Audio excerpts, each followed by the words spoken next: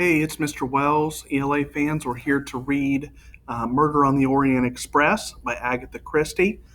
We are going to read chapter 11 of part 2.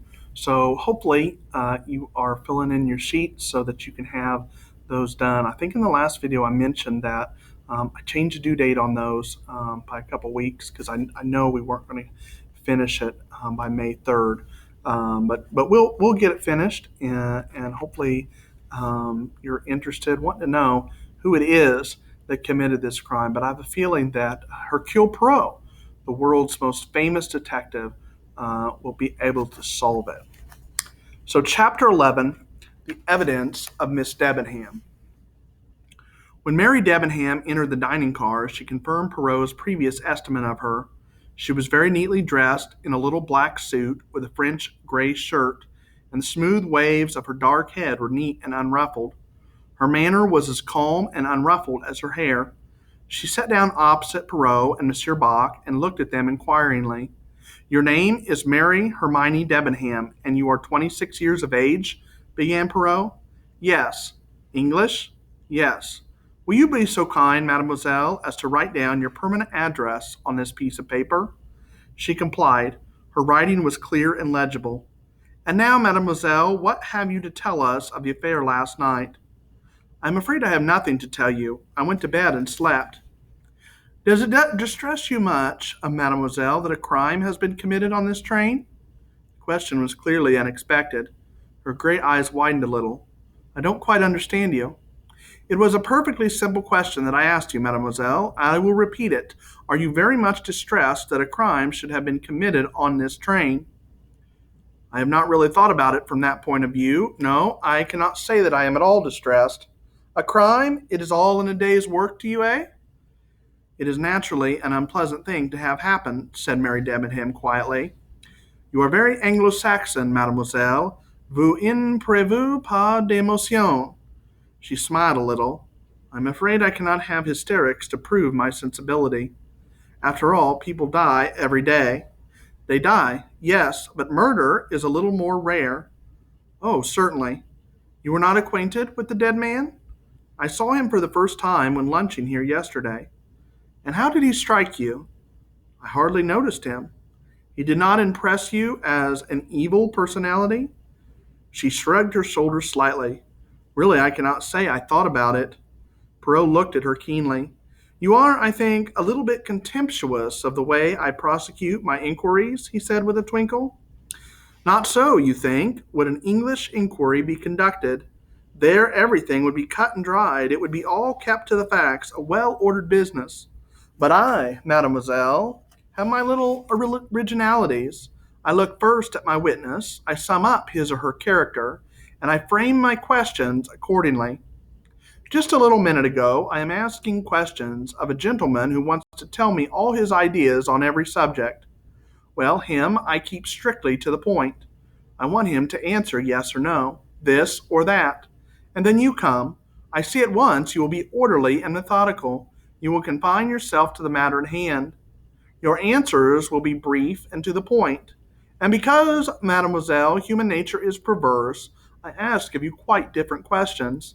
I ask what you feel, what you think. It does not please you, this method? If you will forgive my saying so, it seems somewhat of a waste of time. Whether or not I like Mr. Ratchett's face does not seem likely to be helpful in finding out who killed him. Do you know who the man Ratchett really was, mademoiselle?" She nodded. "Mrs. Hubbard has been telling everyone." "And what do you think of the Armstrong affair?" "It was quite abominable," said the girl crisply. Perrault looked at her thoughtfully. "You are traveling from Baghdad, I believe, Miss Debenham?" "Yes." "To London?" "Yes." "What have you been doing in Baghdad?" "I have been acting as governess to 2 children."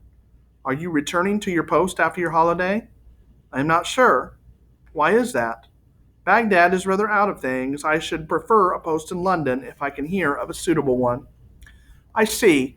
I thought perhaps you might be going to be married." Miss Debenham did not reply.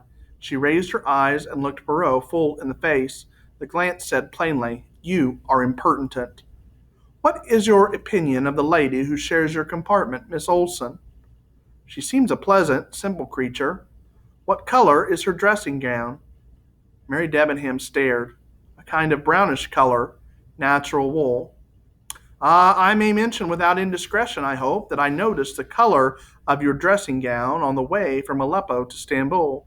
A pale mauve, I believe. Yes, that is right. Have you any other dressing gown, mademoiselle? A scarlet dressing gown, for example? No, that is not mine. Perrault leant forward. He was like a cat pouncing on a mouse. Whose then? The girl drew back a little, startled.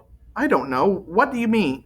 You do not say, no, I have no such thing. You say, that is not mine, meaning that such a thing does belong to someone else. She nodded. Somebody else on this train? Yes. Whose is it? I told you just now, I don't know.